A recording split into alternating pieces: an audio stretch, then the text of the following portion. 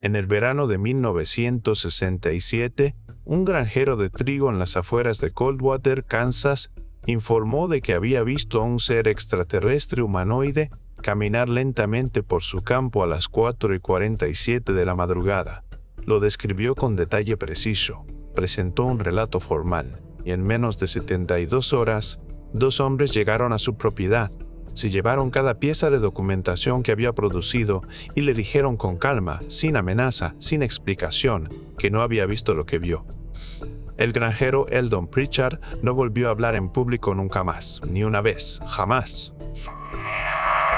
Ese único hecho es donde empieza esta historia. Déjame contarte exactamente lo que Eldon Pritchard dijo que vio. No lo que se informó de segunda mano, no lo que se resumió en el párrafo breve y clínico que aparece en una recopilación regional de investigación OVNI de 1971, hecha en Wichita. Un documento que encontré, por cierto, en una caja etiquetada como correspondencia agrícola diversa en la Sociedad Histórica del Condado de Comanche, lo cual es o una coincidencia extraordinaria o algo completamente distinto. Me refiero a lo que el propio Pritchard describió en el relato manuscrito original que una vecina, una maestra de escuela jubilada llamada Arbella Johansen, consiguió transcribir antes de que llegaran los hombres. La transcripción de Johansen es lo más parecido que tenemos a una fuente primaria.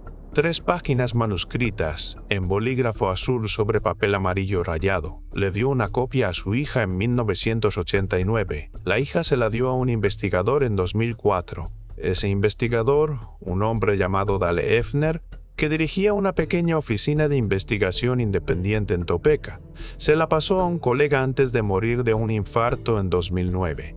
El colega, que pidió permanecer sin nombre, me la pasó a mí. 3 páginas. Eso es lo que sobrevivió. Y esto es lo que dicen esas 3 páginas. Eldon Pritchard se despertó a las 4:30 de la mañana del 14 de julio de 1967, como hacía habitualmente. Se vistió, fue a su cocina, se sirvió café, salió a su porche trasero, algo que hacía todas las mañanas. Le había contado a Johansen porque le gustaba mirar el cielo antes de que empezara el trabajo.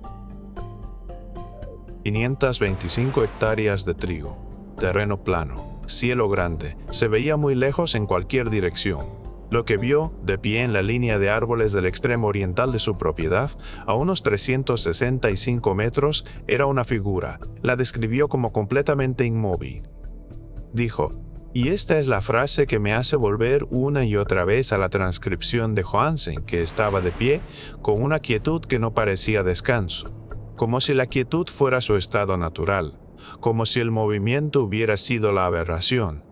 La observó durante varios minutos antes de que se moviera. Cuando se movió, caminó, despacio, deliberadamente, hacia adentro del campo. Pritchard dijo que no sintió miedo de inmediato. Dijo que su primer pensamiento fue que alguien había entrado en su propiedad. Un intruso, un chaval, quizá del pueblo. Metió la mano por la puerta y cogió la linterna que guardaba en un gancho junto al marco. Bajó del porche. Caminó quizá 45 metros hacia la figura antes de detenerse, porque para entonces ya la veía con más claridad. El cielo empezaba a aclarar por el este, ese tono concreto de gris a su lado oscuro que precede al amanecer, y había luz ambiental suficiente para que las formas se distinguieran. Y lo que Pritchard vio no era una persona, no un hombre, no una mujer, no un niño, no nada para lo que tuviera una palabra, le dijo a Johansen. Aunque buscó palabras de todas formas, describió la figura como de aproximadamente 1,5 metros de alto, delgada, como algo que nunca hubiera necesitado ser de otra manera, que es una expresión extraña y muy específica en boca de un granjero de trigo, y se me ha quedado. La cabeza era desproporcionadamente grande, las extremidades alargadas, la piel, y podía ver piel, porque la figura no parecía llevar nada, o nada reconocible como ropa, era de un gris pálido, casi luminiscente en la luz previa al amanecer. No podía ver con claridad los rasgos faciales desde su distancia, pero describió la impresión de unos ojos grandes y oscuros. Ojos que parecían, dijo, ocupar demasiada parte de la cara.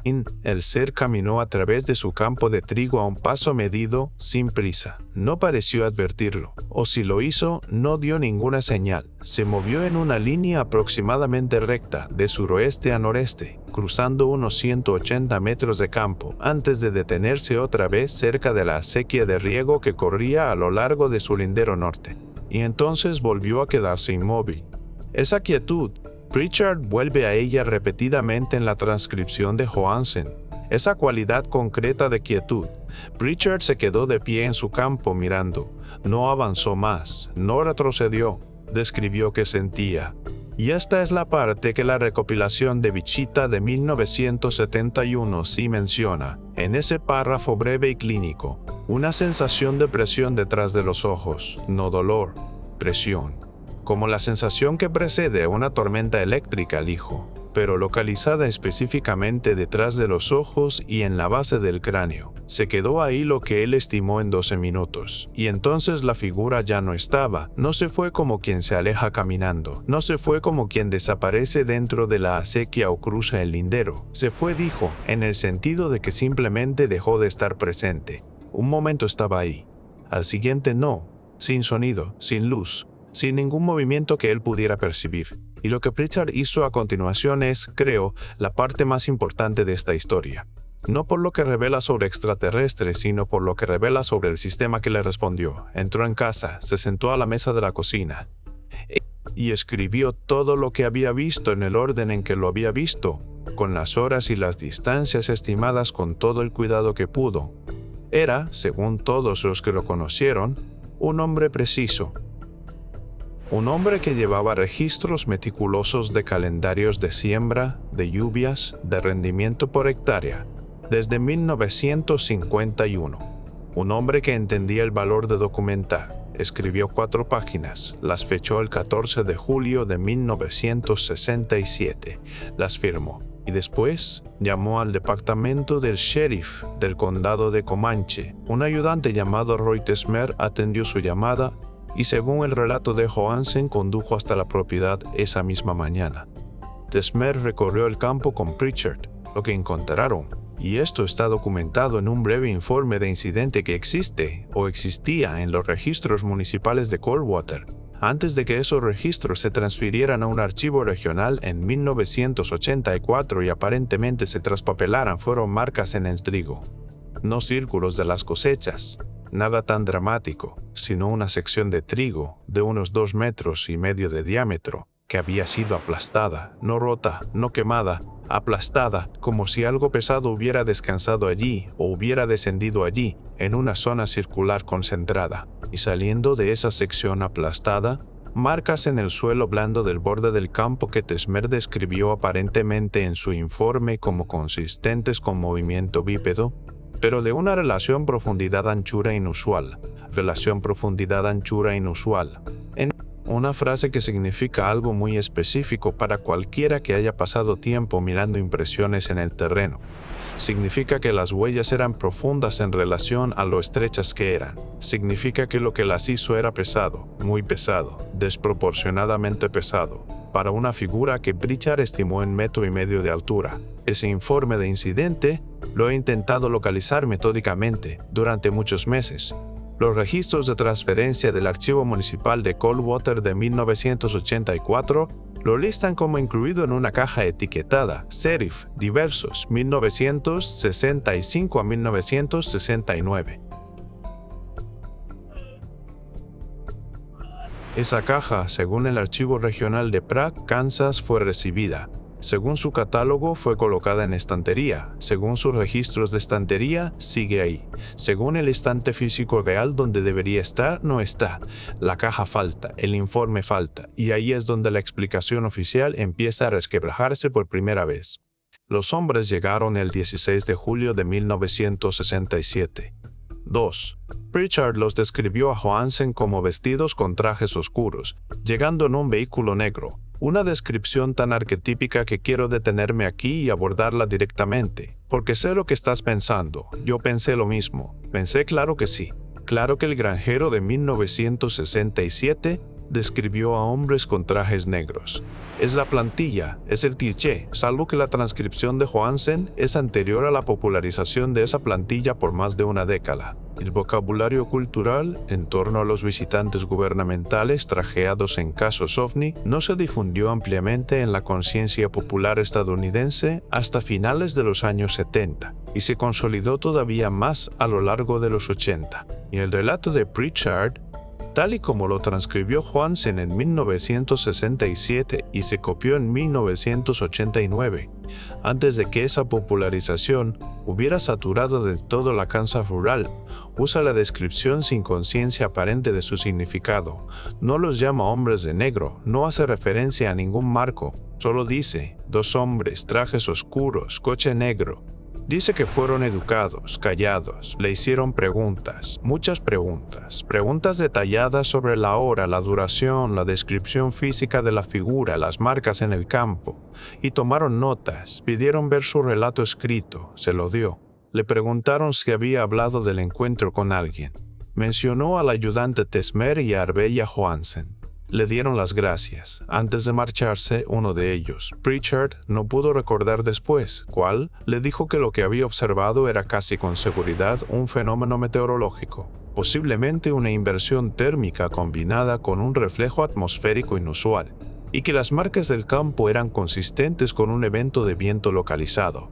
Dijeron que se presentaría un informe, dijeron que quizá lo contactaran para un seguimiento. Nunca volvieron a contactarlo. Johansen contó que 2 días después, un hombre al que no reconoció llamó a su puerta y pidió hablar con ella sobre una conversación que había tenido con su vecino. Dijo que fue educado, dijo que iba solo, no de traje, sino con ropa corriente. Dijo que le preguntó si tenía alguna nota escrita de su conversación con Pritchard. Ella le dijo que no, ya le había enviado su copia a su hija. Y este es un detalle asombroso si te sientas con él. Johansen mintió. Una maestra jubilada en la Kansas rural de 1967 miró a un desconocido en su puerta y mintió sobre un documento, porque algo dentro de ella le dijo que ese documento importaba. Algo le dijo que lo protegiera. No habría podido explicar por qué, le contó a su hija años después. Simplemente lo supo. ¿Y por qué mintió? Tenemos 3 páginas de testimonio. Eso es todo. 3 páginas. Pero 3 páginas es infinitamente más que 0. Y 0 es lo que alguien aparentemente quería que tuviéramos. Cuanto más entré en esto, más empezó a emerger una forma. Y una vez la vi, no pude apartar la mirada. Eldon Pritchard no es único, ni en los detalles de su encuentro. Una figura gris de movimiento lento, la quietud inusual, la sensación de presión, la respuesta oficial rápida, ni en lo que ocurrió después, la confiscación de la documentación, la visita, el silencio que siguió. En marzo de 1964, un peón de rancho llamado Clifford Beaumont, en las afueras de Liberal, Kansas, informó de un encuentro similar a un periódico local. La historia se publicó en el Seward County Sentinel el 12 de marzo. En menos de una semana, según el editor del Sentinel en aquel momento, un hombre llamado Paul Whitmore, que dio una entrevista a un boletín regional sobre lo paranormal en 1988, 2 individuos visitaron la oficina del periódico y pidieron revisar toda la correspondencia relacionada con la historia de Beaumont. Whitmore dijo que le pareció inusual, pero accedió. Les dejó mirar. Dijo que se marcharon sin llevarse nada. Pero señaló también que la carta original de Beaumont, la carta manuscrita que había motivado la historia, ya no estaba en sus archivos después. Había asumido que se había traspapelado. Para 1988, ya no pensaba que se hubiera traspapelado. En agosto de 1969, 26 meses después del encuentro de Pritchard, una mujer llamada Dorothea Scholl, en las afueras de Ashland, Kansas, llamó al sheriff del condado de Barber para informar de una figura humanoide de pie en su jardín. La describió como gris, delgada y antinaturalmente inmóvil. El ayudante que respondió, un hombre llamado Curtis Prohl, presentó un informe que existe.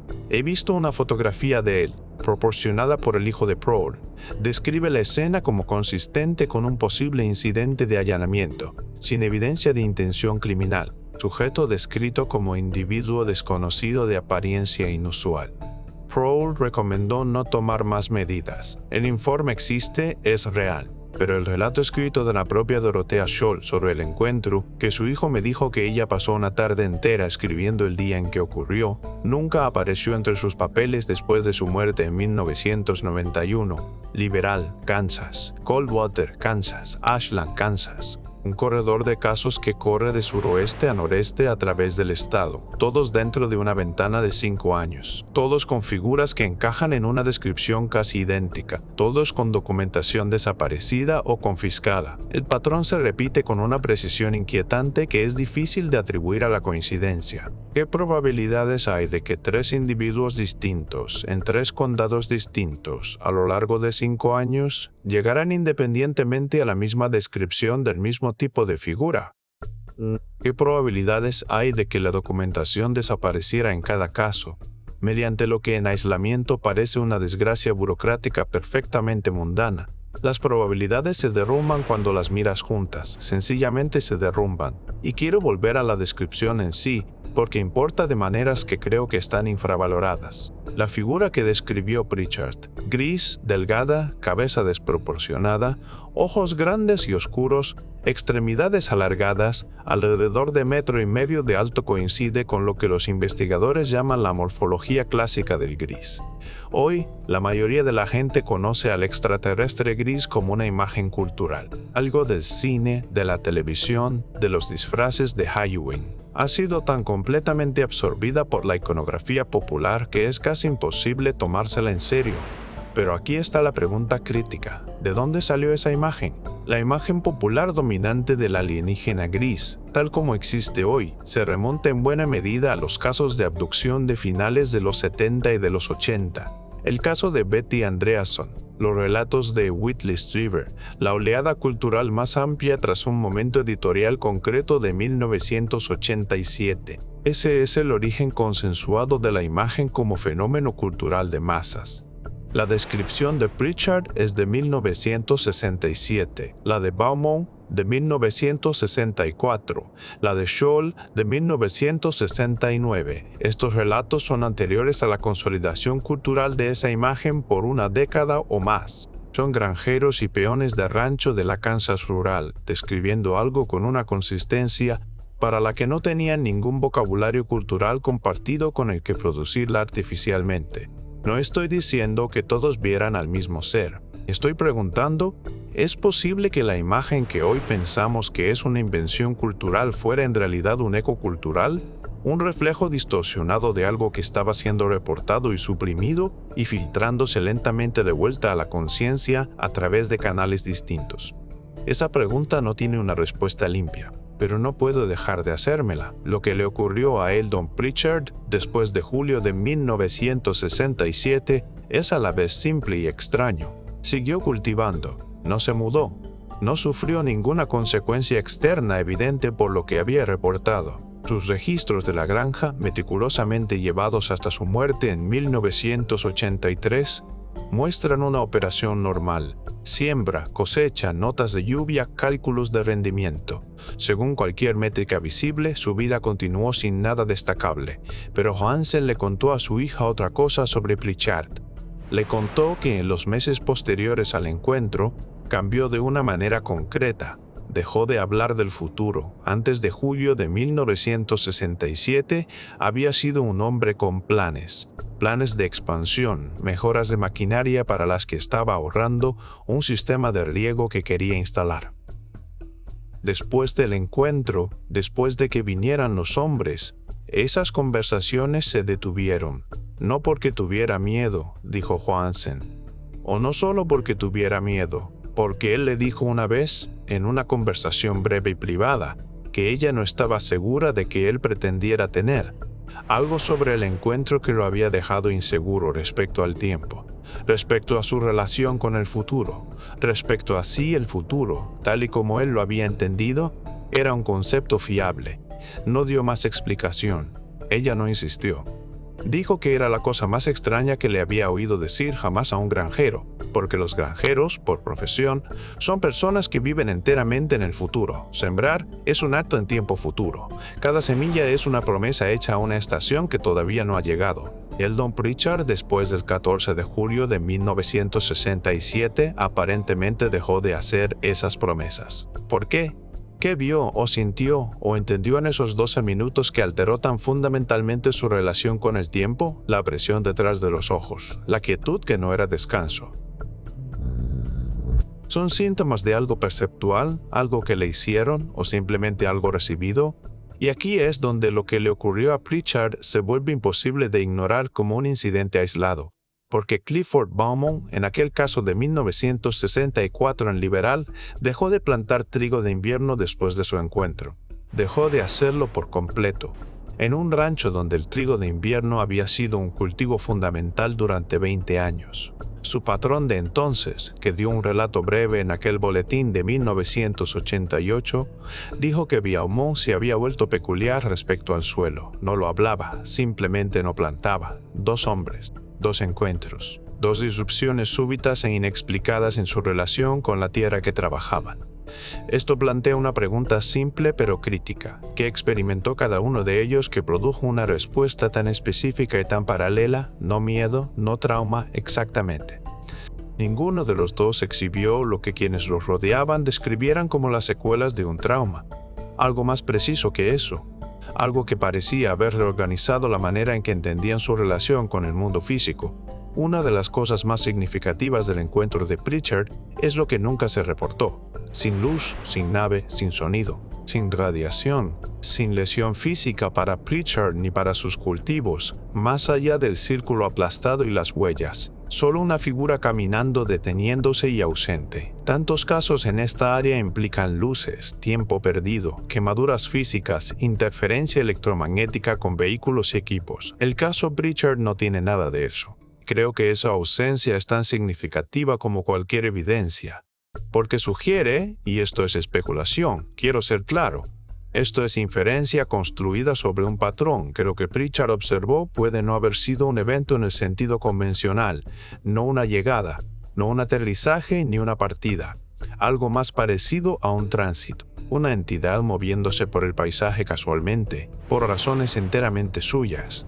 De la manera en que una persona podría caminar por un campo sin ser consciente de los insectos bajo sus pies, ni preocuparse por ellos. ¿Es eso más perturbador que la alternativa? A mí me parece que sí.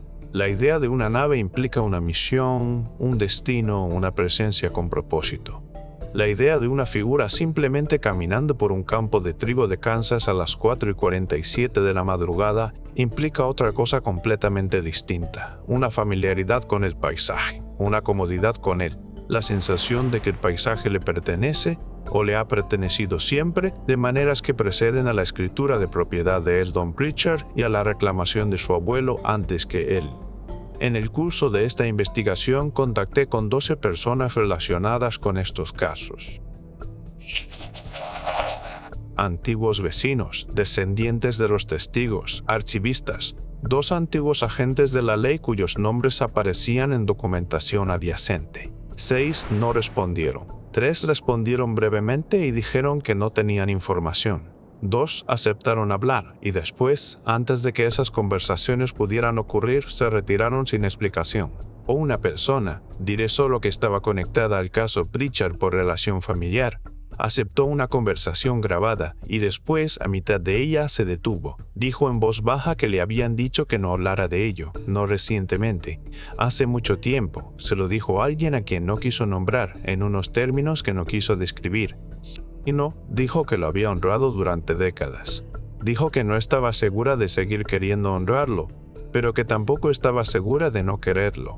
La llamada terminó ahí. No he vuelto a saber de esa persona. El silencio que rodea este caso no es el silencio de gente que no tiene nada que decir. Es un tipo específico de silencio. Un silencio con forma. El silencio de personas que tomaron una decisión en algún momento sobre qué cargarían y qué no cargarían durante el resto de sus vidas. ¿Qué estaban protegiendo? ¿A sí mismos? ¿A otros? ¿O algo para lo que no tenían palabras? Alguna comprensión entrevista y después dejada a un lado deliberadamente sobre la naturaleza de lo que Eldon Pritchard vio caminando por su campo. Esto es lo que sé. El 14 de julio de 1967, un hombre vio algo caminar por su campo. Lo documentó. La documentación fue retirada. La explicación oficial fue ofrecida y después se retiró hacia el silencio. El caso dejó atrás 3 páginas, un informe de incidente desaparecido, un círculo aplastado en el trigo y un granjero que dejó de creer en el futuro.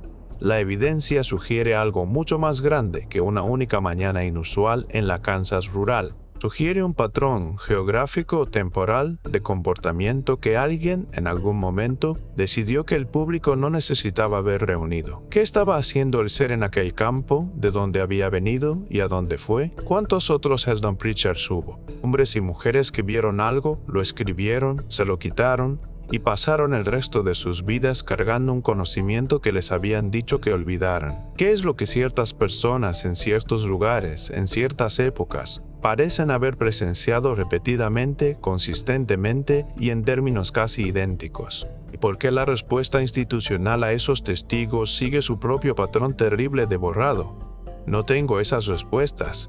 No creo que se me permita tenerlas. Pero en algún lugar, en una caja traspapelada de un archivo regional en Pratt, Kansas, o en un juego de notas tomadas por un hombre de traje oscuro en el verano de 1967, o en la memoria de la persona que colgó aquel teléfono y no ha vuelto a hablar conmigo. La respuesta existe, lo que significa que puede encontrarse. Y lo que significa que alguien en alguna parte ha estado trabajando muy duro para asegurarse de que no se encuentre.